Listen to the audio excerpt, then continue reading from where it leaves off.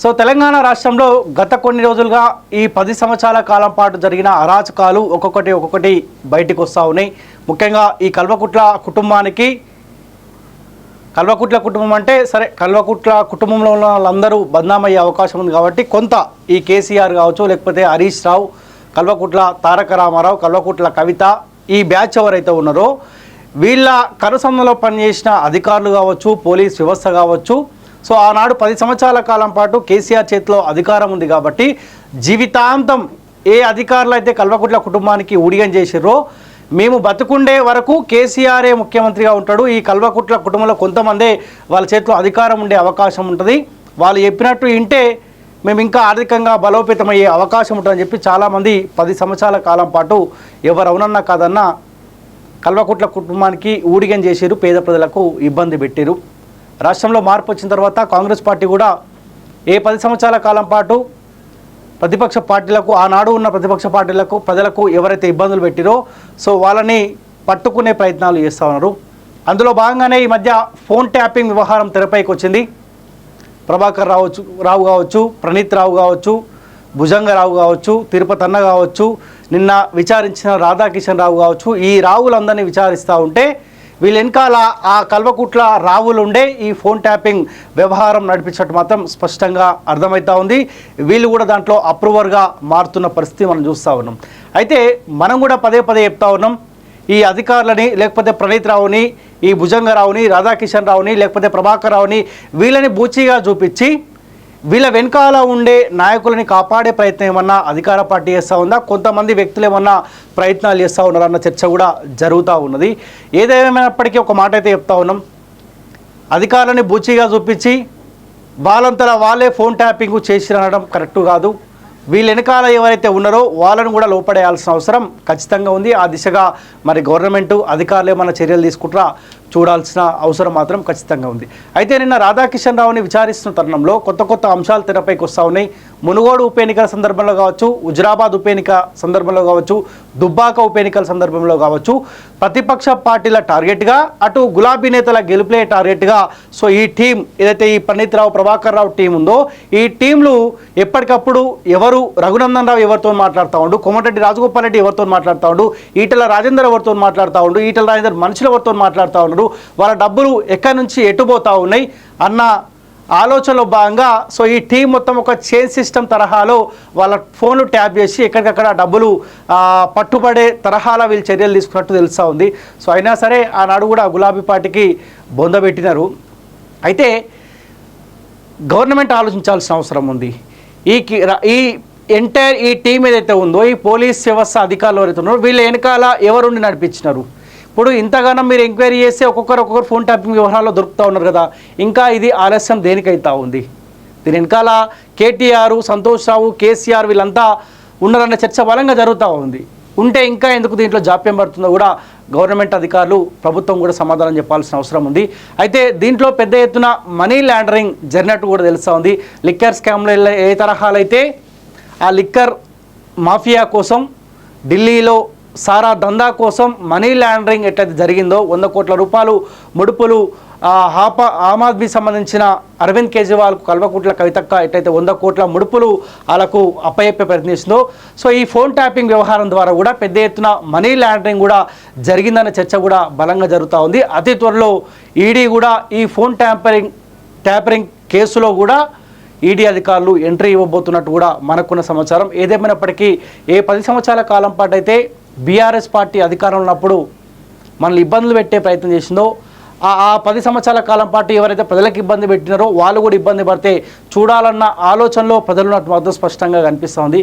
కానీ ఈ కేటీఆర్ అనటానికి ఇంకా అహంకారం తగ్గుతలేదు. ఇంకా అధికారంలో ఉన్నట్టు ఇంకా ఊహించుకుంటా ఉన్నాడు. ఎందుకు ఇంకా ప్రతిపక్ష పార్టీ నాయకుడిగా ఎందుకు అనుకుంటున్నాడు ఇంకా అర్థమైతలేదు. ఇంకా అధికార పార్టీ టార్గెట్గా, యూట్యూబ్ ఛానల్ టార్గెట్గా ఏదో చేయాలన్న ఆలోచన చేస్తూ ఉండు. అందుకే సార్కు ఎక్కడ పొద్దుపోక ఈ లీగల్ నోటీసులు అన్నీ పంపిస్తూ ఉన్నాడు.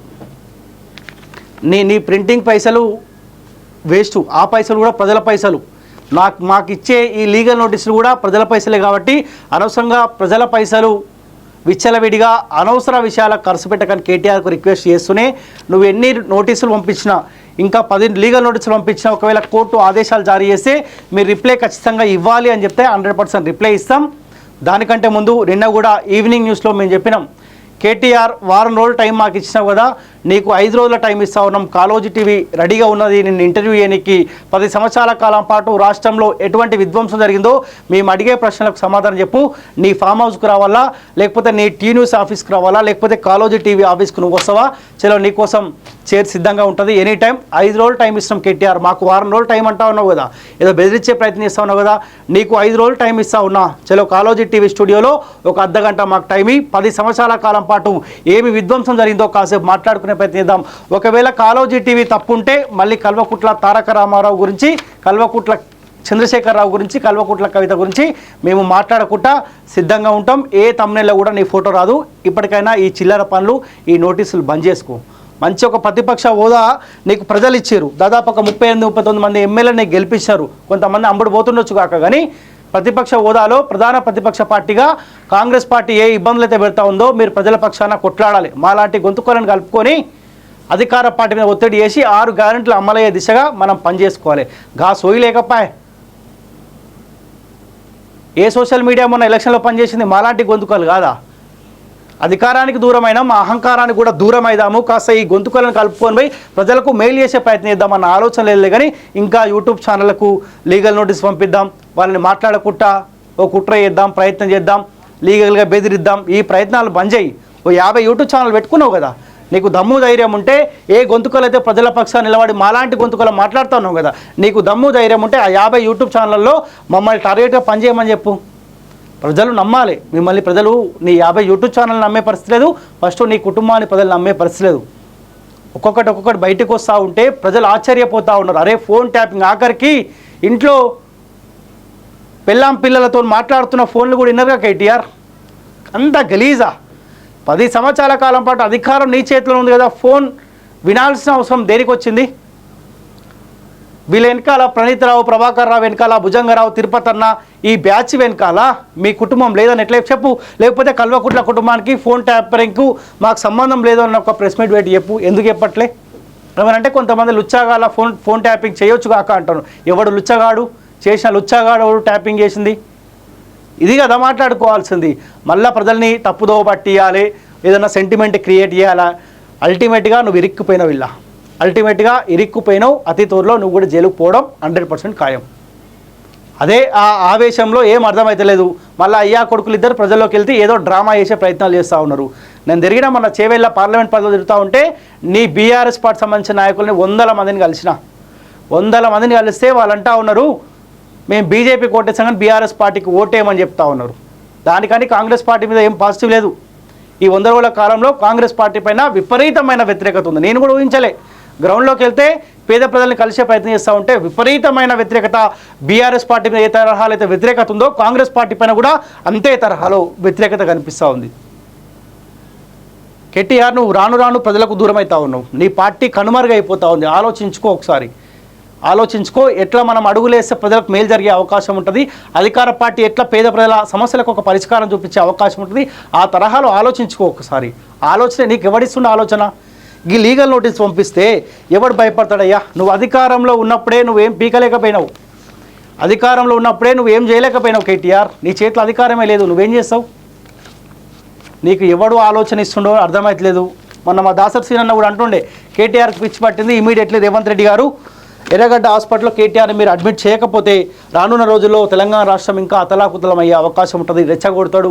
తెలంగాణ రాష్ట్ర సహకారం కోసం ఎట్లయితే ఆత్మ బలిదానం జరిగినాయో ఈ కేటీఆర్ అంటోడు బయట ఉంటే తెలంగాణ రాష్ట్రంలో మళ్ళీ ఆత్మ బలిదానాలు కూడా జరిగే అవకాశం ఉంటుంది అని చెప్పి ఒక రకంగా గవర్నమెంట్కి హెచ్చరించే ప్రయత్నం చేసిండు రేవంత్ రెడ్డి గారు. ఆలోచించండి.